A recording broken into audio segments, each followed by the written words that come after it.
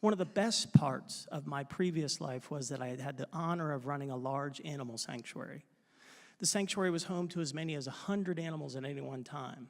25 horses, 23 dogs, 9 pot-bellied pigs, goats and sheep and ducks and geese. And we had a cow, Ferdy, a male steer, and literally he was 6'1" at the back. He was enormous, but he was like an Eeyore. He was kind of this big, goofy thing. Well, our neighbors next door were the Stovall's, Ron and Marianne and their daughter Jessica. And they were fantastic people, and they allowed us, as the sanctuary grew, to put animals on their property. So we put horses over there, and there we also put big, goofy Ferdy.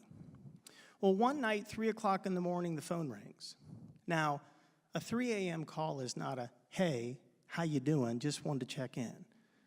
I think most of us have gotten one of those 3 a.m. calls, and it's always because somebody needs something. I'm hurt. I need you. Come quickly. Something's wrong. So I pick up the phone. Hello? It's Jessica next door. Woody, Ferdy's looking in my window. Oh my God, I am so sorry. I'll be right over. Now, truth is, I laid there for just a moment. And to be 100% honest, to give another admission was, the thought occurred to me, Jessica, come on now, it's Ferdy. You know Ferdy's never gonna hurt you. I know he's looking in your window, but can't we handle this in the morning?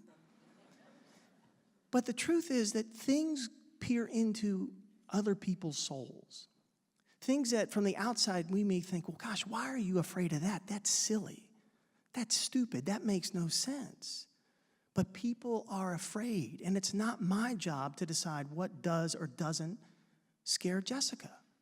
So the great thing about Ferdy was, with a bucket of sweet grain, rolled oats and molasses, I could fly him around like a drone. So I finally got out of bed, grabbed the bucket, ran to the barn, filled it up with sweet grain, ran next door and said, Ferdy!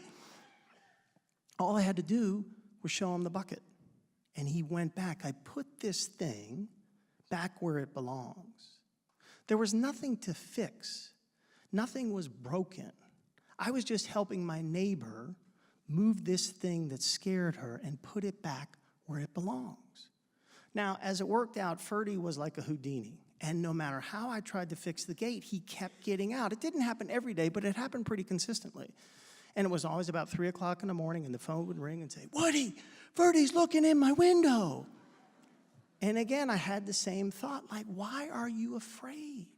Come on, sweet sister, you don't need to be afraid of this. And then I would get right and realize it's not my job to decide what scares you and what doesn't. Go grab the bucket and just do it. Well, this goes on for a while, and then one morning I wake up, I get dressed, and I go out to start my chores and kind of stretching and yawning, and I look next door, and oh my God, Ferdy is standing in the front yard with Jessica. And I ran over and I said, oh my God, I am so sorry. Why didn't you call? And Jessica looked at me and said, because I wasn't afraid. And I watched her take the bucket of sweet grain and move Ferdy back where he belonged. So I believe we are all handy. We all have the ability to rise from the ashes. We all have the ability to create a life that we can be proud of, no matter how long it takes.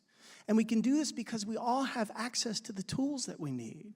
Compassion and kindness and patience and understanding and love, and we have that tool belt. But we need to remember we don't have to do this alone. That God has put people in our lives to be in partnership. Some we know well, some that we've just met, some we've known for a long time. But we can do this in unison. We can take care of the whole of who we are, our body, our mind, and our spirit. We can create a house united.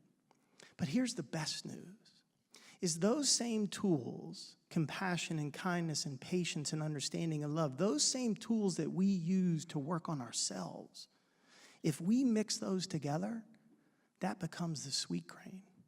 So when someone has the wherewithal to pick up the phone and say, I need you, we can respond because we're fully capable, because we're fully human.